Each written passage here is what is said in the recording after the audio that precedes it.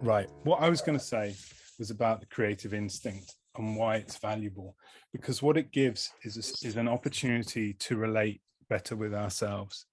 Because, like I was saying, then we can have one can have this spiritual outlook, which kind of is a transcendent position that transcends the nominative boundaries or borders that we create through language that we then identify with. I am a filmmaker, I am a psychotherapist, I am a creative, I am a father.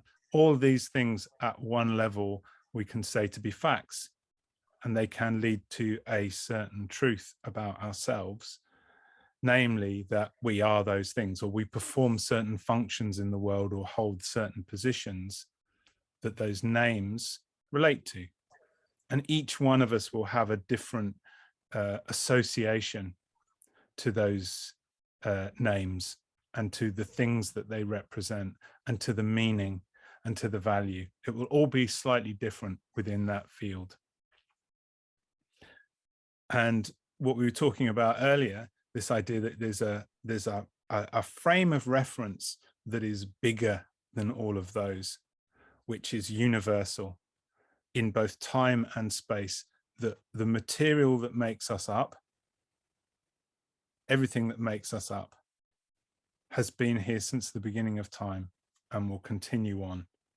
That everything, all the things that we look at, all the things that we perceive, engage with, relate to, it's all the same thing. And that the reason for us experiencing it as separate is because we have an individual point of consciousness to perceive it. But we don't need to live in that place, and to live in that place can lead to psychosis. Because if we only live in that place, and we can get lost to it, to the concept of it, that we are everything. And we can lose the fact that actually we are incarnated in a body. We each have an agency that is individual from the other, as much as we choose to make actions and take actions for ourselves.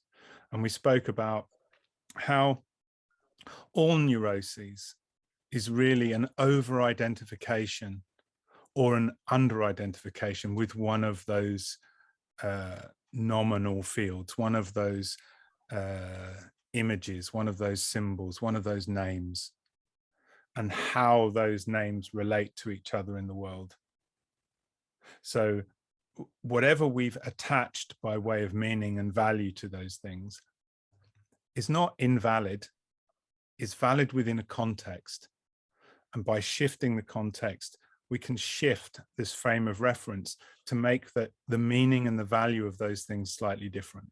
You know, at one level, this sort of transcendent position of I am the same thing as everything. And at that level of consciousness, if I cultivate that, all the other neuroses are removed because there's no separation, except for the ones I'm unconscious of course.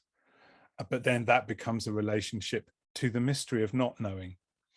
But how I deal with the things that arise in the moment, in the present, because this idea of satori, samadhi, grace of God, is presence, being present in the moment with the facts.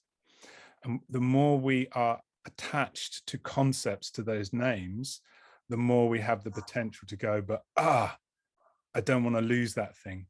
And love of another is the classic example, as would be our preservation of life.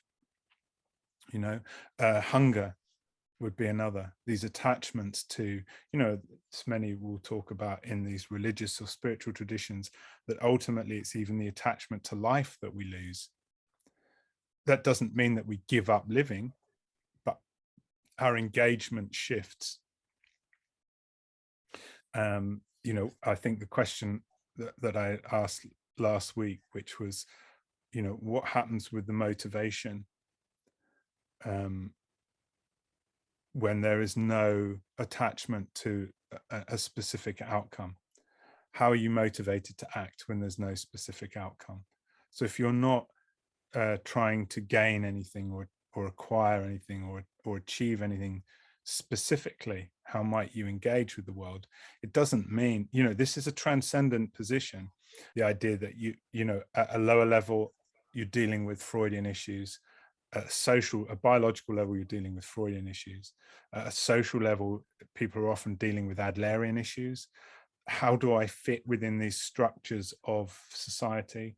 And then there is the Jungian one, the own transcendent position of what is the meaning of my life? What is the meaning of life?